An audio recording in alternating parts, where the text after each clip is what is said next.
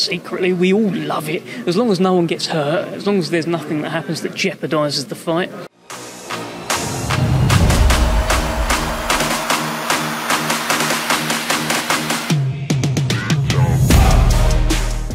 Seb Parkinson for Title Sports Network. Delighted to be joined by Dev Sahni. Dev, it's the first time we've actually spoke on the new channel. Yeah, we spoke off camera.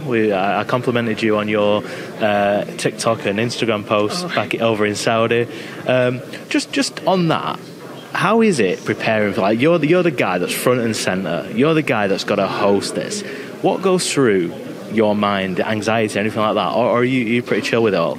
Depends on the event and what I'm expecting. I think for, like the first ones, when there was 20 fighters up there, that's okay, because it might kick off, it might not. At least you just rattle along to the next people. My aim is always to create moments, give us something. From the first one, we got good stuff with McCann and Baluta. For the second one, I really wanted Adam Morley up there because I was gonna, get him and Chisora to engage, but I was like, oh, okay, no Adam Morley, just the four people. This might take a bit of work. You never know what mood either of them are in, but it turned out well. So ahead of that one, I was a bit like, what are we going to get here? But I was happy. Were you happy? Just your career as well in general. Like, did you ever foresee the Riyadh season phenomenon? Like you being in Saudi Arabia hosting a table with Anthony Joshua on it as well, and Tyson Fury and Alexander Usyk and everything. When you sort of started your journey, it's difficult to say I foresaw that I would be there. I'll always back myself. I've always backed myself. Like way back when I wasn't doing this stuff and I was doing other stuff in boxing, I always fancied the job.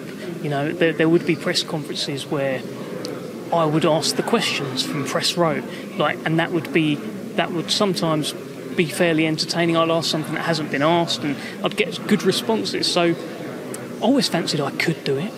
And listen, I'm still learning with it with everyone that goes, but I'm fortunate with all this Riyadh season that's come along. It's been incredible, and I've been able to do a lot of big ones that it may not get bigger in my career. Fury Usyk, that's crazy.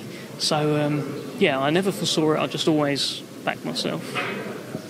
Just moving on to this event then. So you've done the undercard. We've had Royston Barney-Smith getting shoved. Yeah. Did you see his mum? No. So the little shove happened. The fella pushed Royston. The fella comes off the stage, and Royston's mum's in his face like, do this, and security's had to pull him off. Hopefully, it's on the stream somewhere, but had to pull her away, and she wasn't happy. Don't be pushing my son. Royston was all good mannered up there. That's the first time we've had an ill-tempered Royston Barney-Smith face-off, and he was ready to go there as well. I've never seen Royston like that.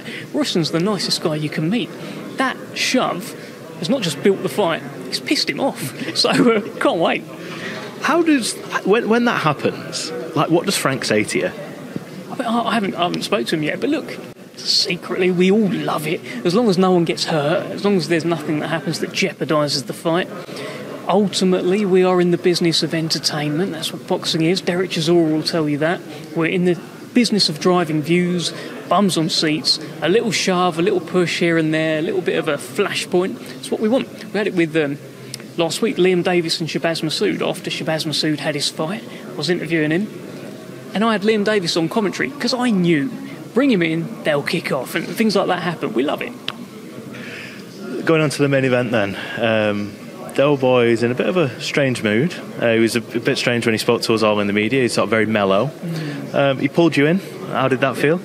I don't know. I haven't quite processed quite yet what happened. The press conference ended quite soon after. I never felt in danger. We get on quite well, and I never felt like, okay, am I going to have to go and get Adam Morley to sort this out for me? Because he stuck it on him earlier in the week. So it's good. It's a picture, isn't it? It's another little moment for the show reel. This is Derek Chisora tormenting me at a press conference. Have a look. Liked by mum, liked by dad. I'm sure on my Instagram later. You spoke to Del. I saw it. It looked like you were trying to do a walking across the O2. You were interviewing him before that. He backed out from it. I believe Joe Joyce did that. You said it was 1-0 Joe Joyce going into it. Do you feel that Derek is absorbing all this as his final moments in boxing, or do you think that he's just playing the character? No, he is. He is absorbing it.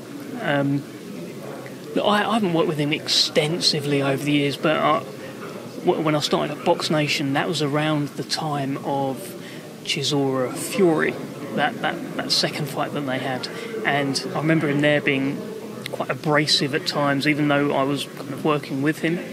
And he does seem to have mellowed, and I do feel like he's taking it in this week. He spoke to us on the stream, and he said he might cry on his ring walk. That's quite something. That's a guy just sort of, you feel like he's just looking around and being like, this is my last press conference ahead of an O2 fight. It's something that he set himself. No one's telling him you're not allowed to fight the O2 again. He's set himself, or Father Time's telling him, or his family's telling him. I don't know, but I do think it's real. I do think he's taking it in, and I do think he's a bit sad. Now, from your perspective, you're Queensberry, you'll be obviously on the side of Joe Joyce, I would imagine. Should Joe Joyce not win this, do you think that it could potentially be a rematch on there? Potentially, yeah. I mean, if Derek wants to do his last 3 fights, O2, Manchester, maybe it's that. I don't know. If you're Team Joe Joyce, it feels unfathomable that he loses this fight. This is part of his kind of rebuild to then get bigger fights. This is a big fight, but we know there's bigger fights out there. We know he's got the ambition to become a world champion.